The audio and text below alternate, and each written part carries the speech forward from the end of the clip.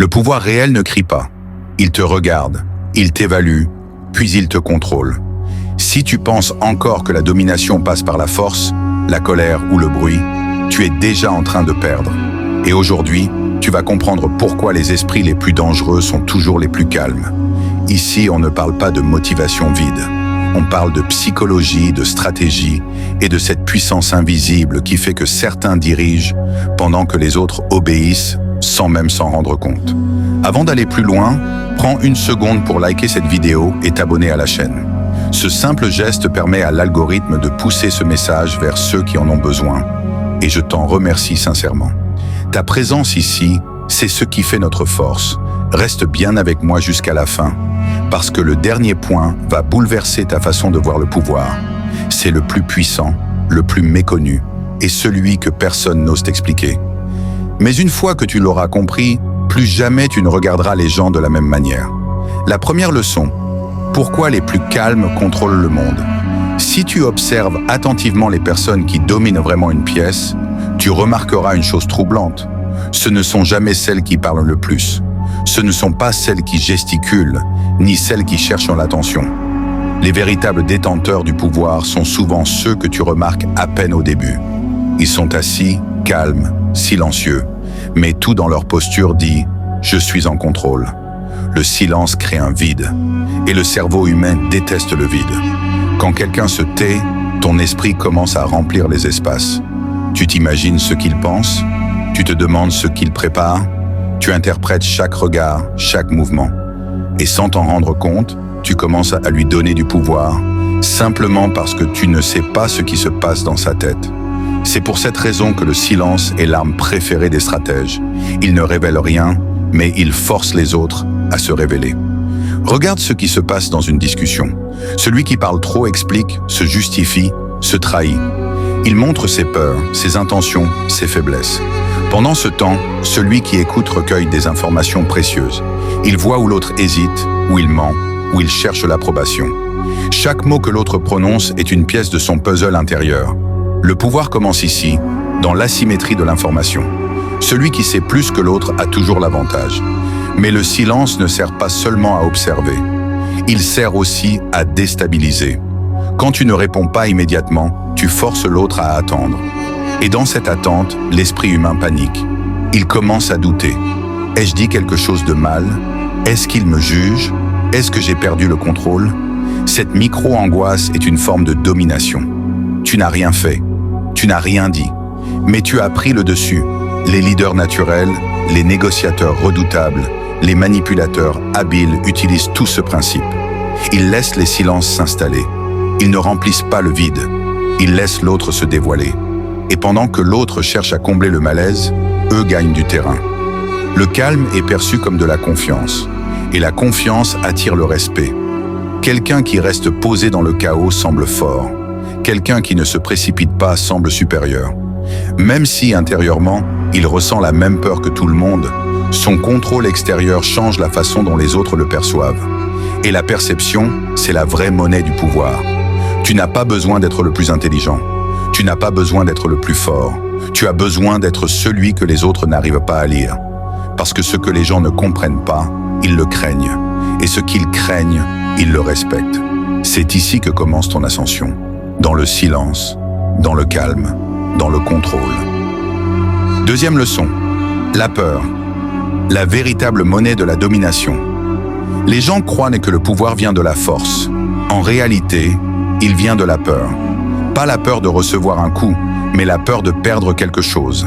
Perdre le respect, perdre le statut, perdre l'image, perdre le contrôle.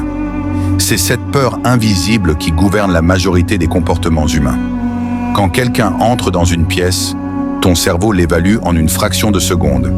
Est-il une menace ou non? Puis-je le contrôler ou dois-je m'adapter? Et ce jugement se fait presque uniquement sur une chose, son niveau de calme. Une personne agitée, nerveuse, trop expressive est perçue comme faible. Elle montre trop, elle donne trop d'informations, elle est lisible. Et ce qui est lisible est manipulable. À l'inverse, une personne calme, lente, posée crée une tension psychologique. Elle semble solide, stable, difficile à influencer. Et ce simple ressenti déclenche quelque chose de primitif chez les autres. La prudence. La prudence est une forme de peur. Les stratèges n'essaient pas de faire peur de manière évidente. Ils créent de l'incertitude. Et l'incertitude est bien plus puissante que la menace. Quand quelqu'un ne sait pas ce que tu penses, il commence à imaginer le pire.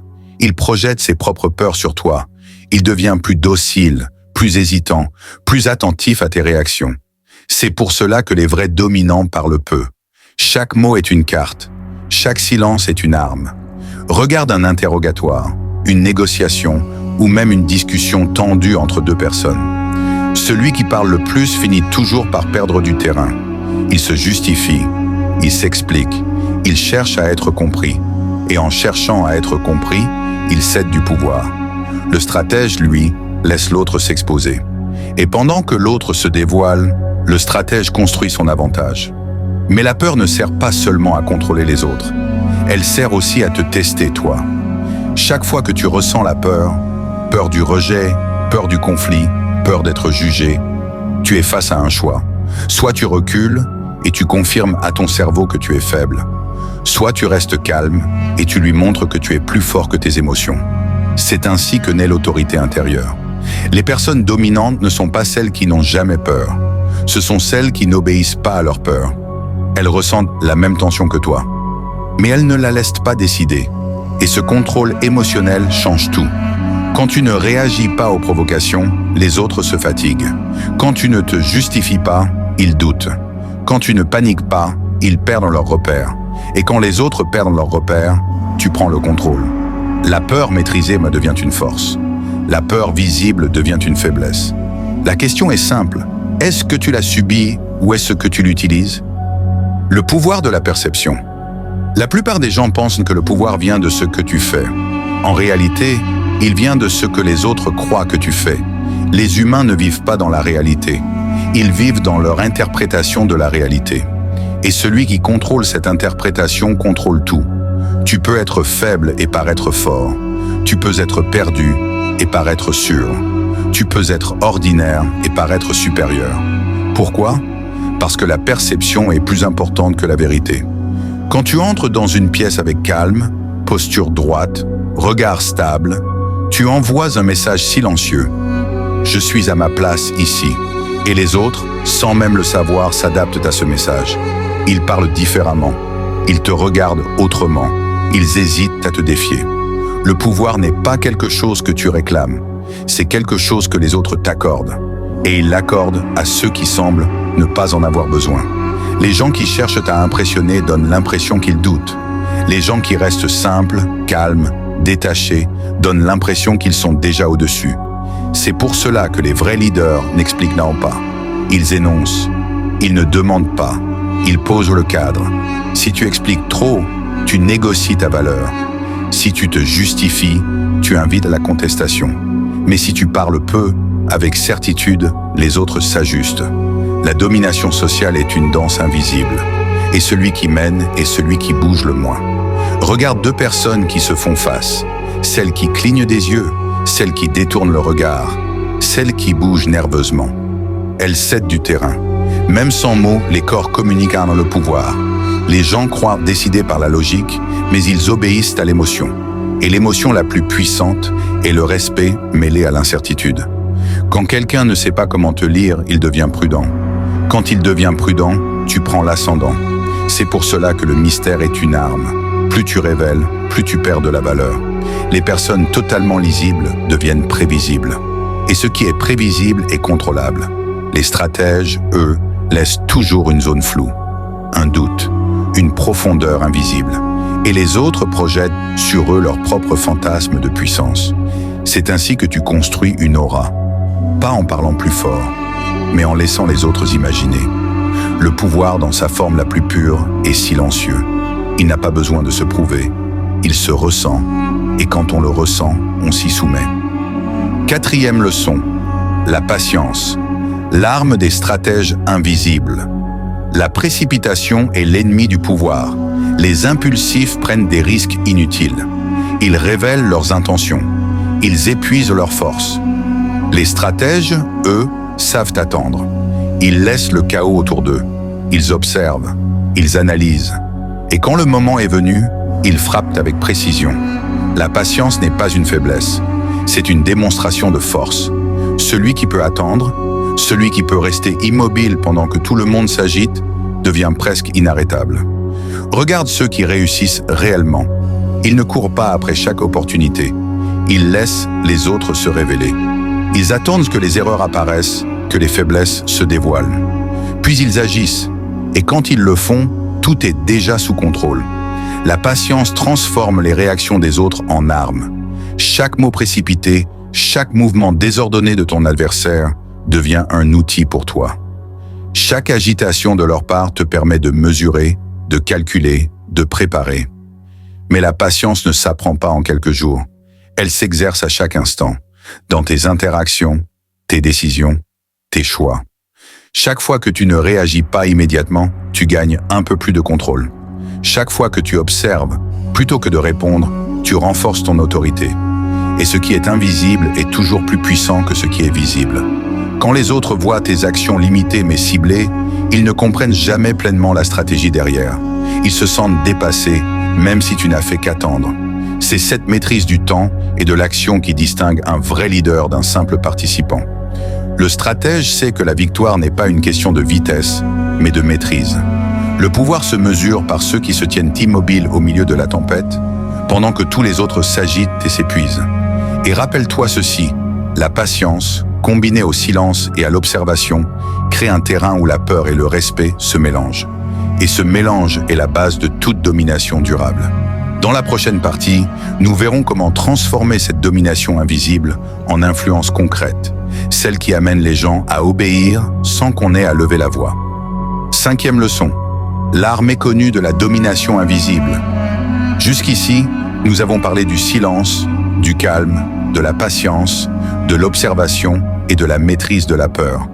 Mais il existe une dimension encore plus puissante, celle que presque personne ne comprend et que seuls les vrais stratèges utilisent, le contrôle de la perception des autres sur eux-mêmes.